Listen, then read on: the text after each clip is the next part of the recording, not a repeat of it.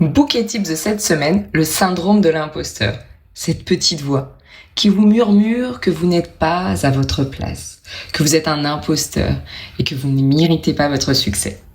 Le syndrome de l'imposteur n'est pas en fait un syndrome au sens médical du terme.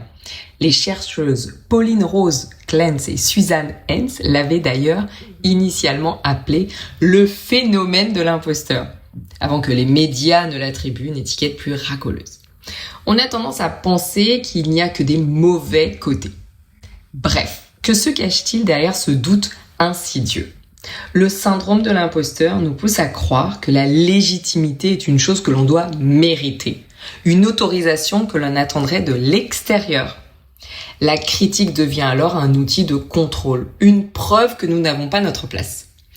Nous nous y soumettons par peur de la confrontation, et pour maintenir ce sentiment de sécurité et de valeur personnelle, nous évitons de prendre des risques.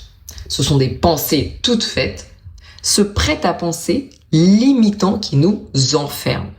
Le chemin de la libération pour se débarrasser de ce syndrome, il faut faire le choix de la transformation. Explorer ce qui a de la valeur à vos yeux. Ne cherchez pas la légitimité dans le regard des autres. Trouvez-la en vous, dans ce qui est juste et bon pour vous. Modifiez vos certitudes.